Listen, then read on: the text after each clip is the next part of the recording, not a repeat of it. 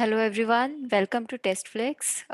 Today I'm going to talk about chaos engineering and whether chaos testing should be added as a part of test strategy or not. So this question will be covered at the very end of this talk. And yeah, before jumping into what chaos engineering is and rest of the details around it, so I would like to introduce myself. I am Monika, and I have been working with ThoughtWorks from last 3 years.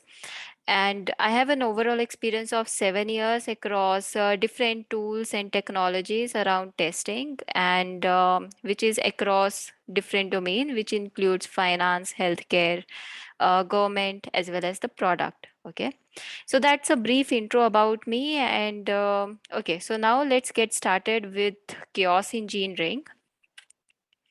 So, before jumping into what exactly chaos engineering is, but let's understand that why chaos testing has come into the picture, and why we have actually find the need of doing the chaos testing. Okay. So let's understand this incident, which is happened in Netflix during the Christmas Eve of 2012. So the background of the story is that Netflix has entire system deployed in AWS, and their services on Christmas Eve have went down for a couple of hours. So even though they had load balancer in place where load was evenly distributed depending on geography, but still the services were down for a couple of hours. Okay. So now the question has arise that we actually do a certain level of testing. We have UI testing in place, let's say API testing, performance testing, security, as well as exploratory at certain level. Okay. But still, I think we have in the previous slide, the Netflix has faced this scenario, faced this incident. So how we are actually going to ensure the availability of system, which is more towards at the infrastructure level. Okay. So the answer is chaos engineering. Okay. So with chaos, we can actually identify the turbulent condition which is available in production. Okay, so as per the definition, as per the principles of chaos, so chaos engineering is the discipline of experimenting on a system in order to build confidence in the system's capability to withstand turbulent conditions in production. So this is more oriented towards production testing rather than doing it in any other dev. This is the whole purpose it is serving. Okay. So now going to the history of what chaos engineering, I mean, how it came into the picture. So this whole timeline, it shows the evolution of chaos, and it actually shows that like at what duration the different tools of chaos supported by chaos has come into the picture. Okay. So it was initially chaos engineering was initially initiated by Netflix in 2008. It got introduced that time, and then after that there was a series of launches for chaos testing tools, which includes Chaos Monkey, Simian Army, and Gremlin, then Chaos IQ, and after that a certain series of books were published, which includes Chaos Monkey for Spring Boot, and then Chaos Mash. Okay, so Chaos Mash basically released considering the architecture of the service mesh. Okay, so till now we have seen like why like this why the chaos, basically chaos testing has introduced, and at what time did the software actually realized that okay, we need chaos testing or something like that. Now after that we have discussed what chaos engineering is, and now we are going to discuss how we are going to do it. Okay, so for this, we actually need to take a structure and well-planned approach with clearly defined objectives and key performance indicator. So it doesn't make sense actually to run the random experiment, random chaos testing without any, direction or without any achievable targets or key performance indicator. It just what is so the outcome of unplanned chaos testing, it will just put our systems at unnecessary risk. It just load them, that's it. Okay.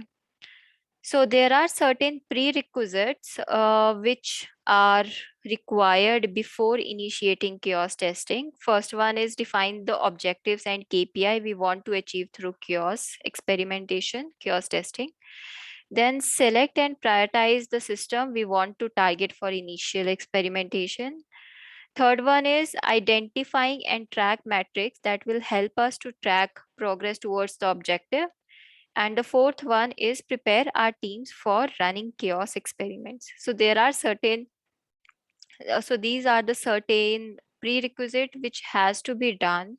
And at the end, yes, we have to prepare our teams that, okay, we are going to run chaos experiments in prod environment. Okay. So next is a game day. So whenever we are going to do a chaos testing, this is the most basic term which will come, like, okay, what is the game day? Like, or something like we are going to run our chaos test on a game day. Okay. So what is it exactly? A game day is a period of time, usually 2 to 4 hours, set aside for a team to run one or more chaos experiments on a system and observe the impact and then discuss the technical outcomes. It's like there are, in case if you remember that there are certain WH questions like we have in mind, like, okay, what, when, where. So this when and where, it comes under game day. Okay, so we have to decide that when we are going to do chaos testing, or at what day we are going to do it, and we have to do some preparations around it. Like we had at the third point, scope out your chaos experiments, execute your experiments, recap the experience and convert the results into action items. Now, how does it actually work? Okay, so there are 4 steps, which basically includes hypothesis, testing, blast radius, and insights. They have different meanings around it.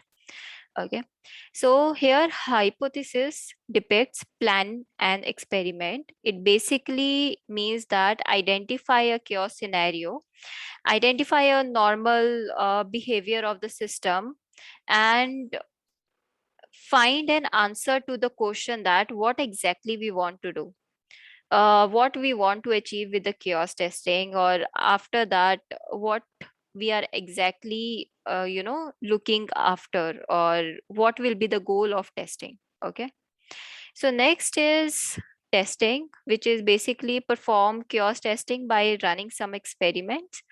And basically here we are finding the answer that we are finding the answer for the question that what could go wrong, basically. Okay, next, third one is blast radius. It basically means that execute smallest test that will teach something. Also, the answer to the question is how system is performing at different scenarios. So it just like in a circle, let's say you have a small radius first, and after that you are going to increase and increase till the break point, till your system exactly fails. Okay. And the last one is insights, which is basically scale and squash. For example, have you found an issue? If you have found an issue, then it's, great that, okay, we have found issue or something, breaking point, failure in the production. Otherwise, we have to increase the blast radius until you are at full scale, as in that until you haven't found the failure. So it has to keep on increasing. And in the insights, if we have found something like that, the failures, then we have to get into the depth that, okay, where something like we have to debug properly and then discuss it around it, finding a solution. It might come in the later stage, but we have to retrospect. Okay. So next is, so this is the basic description of the four major steps which I have discussed previously, which is hypothesis, testing, blast radius, and insights.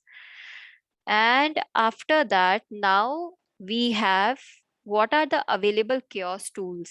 So we have Chaos Monkey for Spring Boot. So Chaos Monkey is an open source, but the setup is quite heavy in the Chaos Monkey's case and looks like it just support only one type of attack, that is host attack. Next, we have Gremlin. So Gremlin is a SaaS-based tool, but it's a licensed one. You have to get the license. It's not open source. It has a good UI though to plan the chaos. And I think Gremlin gives a certain level of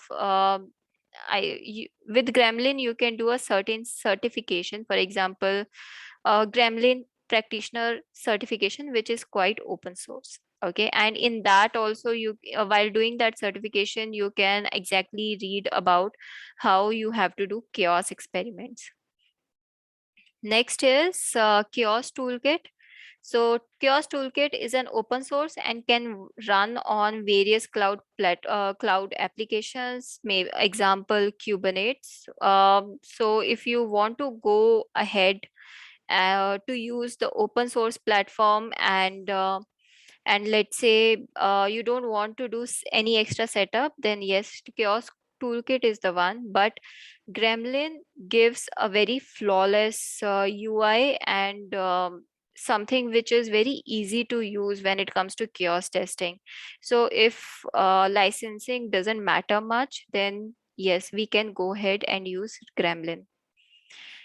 Now, we have a question that does chaos has to be a part of test strategy? So the answer is very subjective here. Okay. So for example, if your architecture is kind of very usual, very usual, I mean to say that just a UI test or maybe mobile UI interface is there or mobile interface is there, but there is not much load or much, transactions or something much in input and output flow. Okay, in and out flow basically. In that case, this might not be required to add this as a part of test strategy specifically. But let's say you are dealing with billions and millions of data, billions and millions of transactions, then it has to be a part of test strategy. But a very planned way should be opted in case of to execute chaos testing. Otherwise it will become a waste of time, waste of effort with no outcomes. Okay, so if you have added as a part of if you have added as a part of test strategy, or let's say wanted to execute it, so it's better to do research. It's better to find goals, why we are doing chaos testing, and let's say what can go wrong, which all flow should be covered, or something around it. It basically, we have to think from the breakpoint perspective. Okay, so yeah, it's kind of subjective, but yes, if you are dealing with huge amount of data and transactions, then yes, it has to be a part of test strategy. So that's it for today's talk, and that's a brief introduction about chaos engineering, which includes like why we are going ahead with chaos engineering, why we have to do it, in what scenario we have to perform it, what is chaos, and what are the basic steps, what are the basic prerequisite around how we are going to perform chaos testing. And that's it from my side. Thank you everyone for joining this talk. And